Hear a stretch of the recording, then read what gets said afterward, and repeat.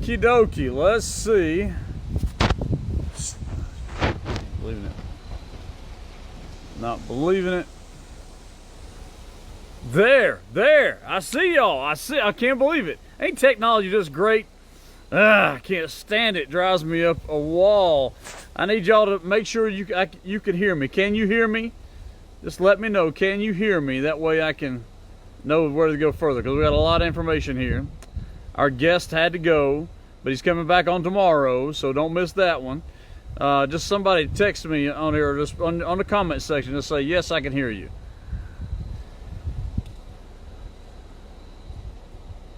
Can you hear me? Can you hear me? Can you hear me?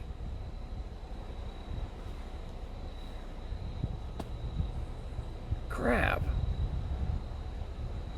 Can you hear me? Can you hear me?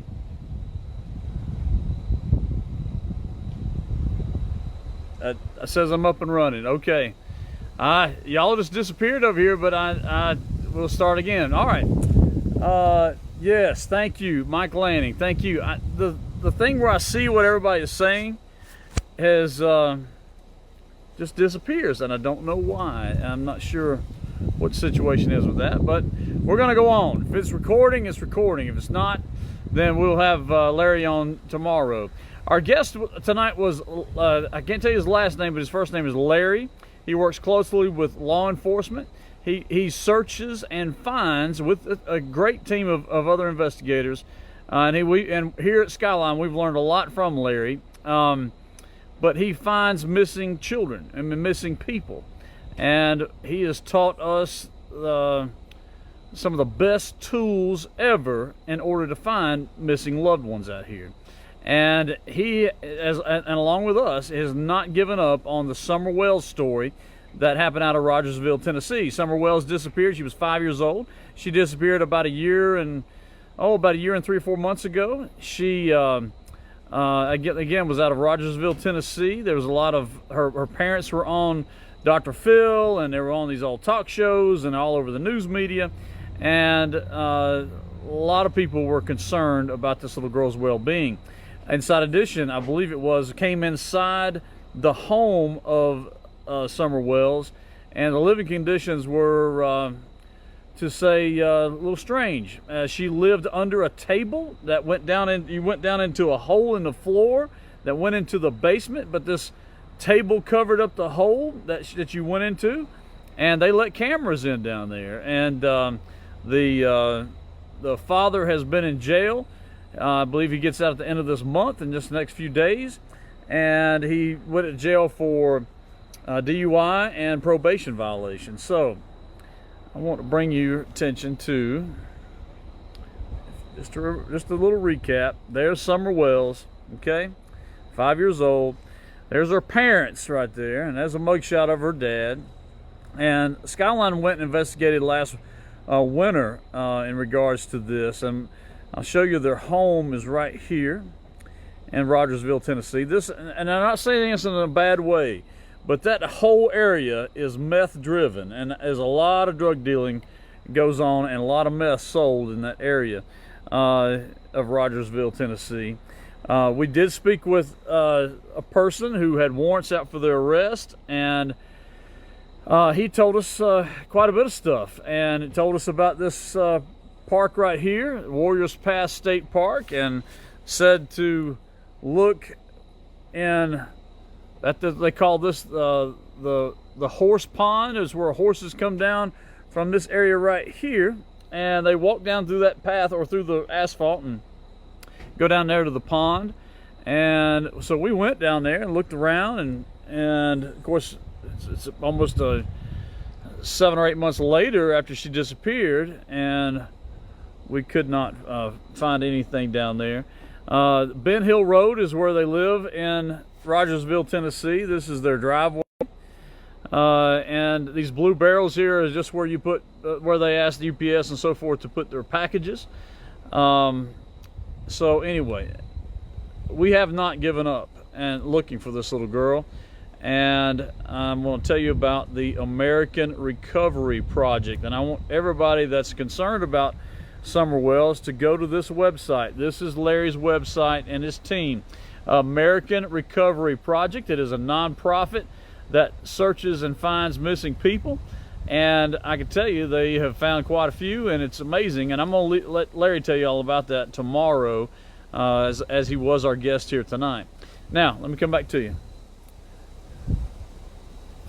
We got a call from Larry the other day, and I believe it was Saturday, and they had used this high-tech thing that they have, and let me tell you about that in just a second.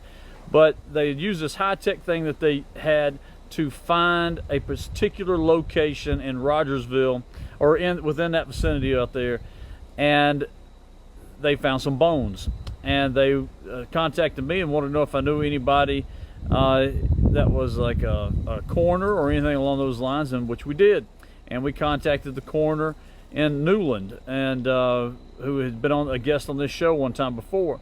And after showing the pictures of these bones that were sent to us here at Skyline, the coroner contacted the Tennessee Bureau of Investigation and told them, you better get over there, there's something to this. And so they did, and Tennessee Bureau of Investigation showed up with Larry's team was there, and I'm going to show you what they found. Now, we find out later that human bones and certain animal bones are very similar when you see them out there, and some of the TBI people thought it was what they discovered was animals or an animal, and there was another detective there that thought, well, I don't know so much about that, fellas. I think it might be a little something else, and something to this. An anthropologist did come by and look at these things, and they did discover bones. I want to be clear, it is not Summer Wells.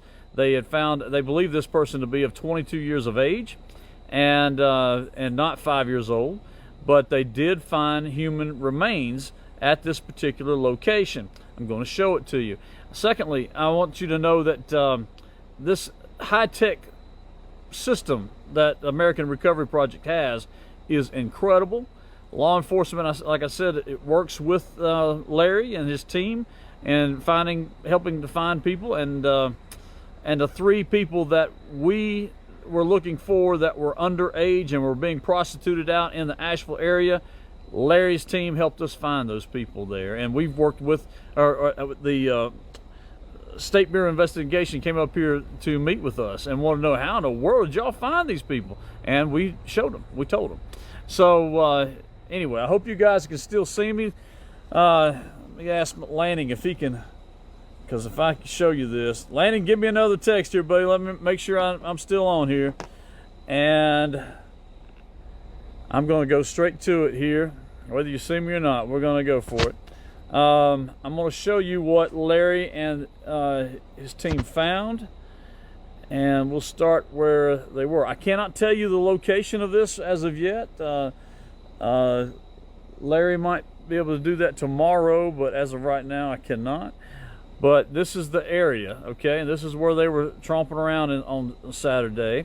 And they stumbled upon bones.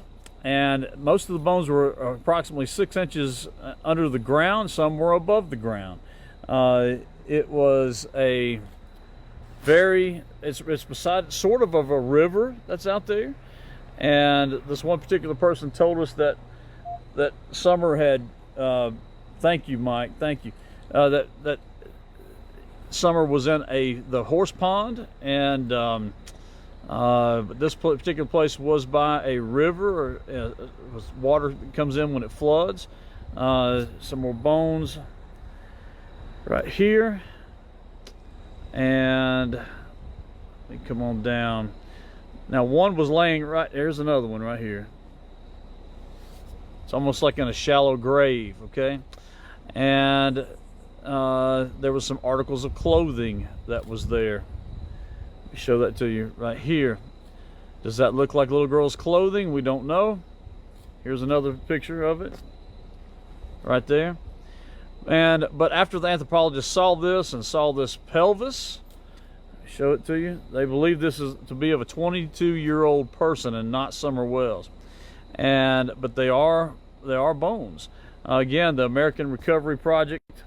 I've got these pictures up here. I'm going to show you. There's the website. Write it down. Go to it. Take a look at it. It's just incredible people. And again, they do work with law enforcement. And so, let me come back to you, and I'm going to show you one particular picture here that's really got my attention. You know, when the U.S. military has satellites going around, they can look in on terrorist camps and so forth, and they've got stuff where we can see the back of a car and see what the tail, the tag is on the tail end of the car. This computer system that Larry and his team have isn't quite that good, but it can certainly zoom in at a particular time and date. Hold on one second. A particular time and date in history that these satellites were flying over. These satellites have to be where they can see. There can't be any cloud cover. But if you know the time that a little girl was missing and the date the little girl was reported missing, then you can go to the the longitude and latitude of these satellites of the particular time and the particular day that Summer Wells, for instance, went missing. And you can purchase the video and pictures of that the satellite company puts out there. And that's exactly what he did. And so he went to the time and day that Summer Wells went missing, and he constantly kept looking to see who pulled in up there and so forth. I can tell you this, particular people were there in a particular vehicle, and I can only tell you certain things here, and I'll let him tell you the rest of it, but that he followed with those satellite images where that particular vehicle went to, and it went to this location where these bones are. And again, that is not Summer Wells' bones. The anthropologist and the 4 different people that saw this that are professionals in this say that it is human, but it is of a 22-year-old person. And I do know that the Tennessee Bureau of Investigation is looking into it to see whose that is now, and so forth, along with the Sheriff's Department out there. So this is somewhat breaking news. We wish we knew something a little more about Summer, except that they did find those bones. Now, when they followed the car on the satellite thing, they followed it to that location. You can tell how long there were 4 people that got out of the car, and only 3 people came back. So you can't make out their faces, but you can tell how many bodies were there, and how many were, in other words, live bodies, walked into the woods, how long they were gone, and it was gone for 3 hours, and then came back with so there's 4 that went in and only 3 that came out. And that's why Larry and his team decided to look over there and see what they could find. So that's what we had to report, and he's still looking. And I have a feeling if somebody out there, and you know who you are, if you would tell us the exact location, I mean exactly within a matter of feet, and not just some apartment complex out here or out here in the woods in some pond, if you could tell us exactly where this is, then we'll be more than glad. Like we said, when that reward money comes through, we'll give it to you, and we'll have a lawyer sign off on it. It says, yep, Skyline's giving you this, because we would give that information to the police and let them go out there and do it. But you don't want to give it to the police because you have warrants for your arrest. We understand that. We totally get it. Totally. But we just want to put a close to this thing and see what comes out.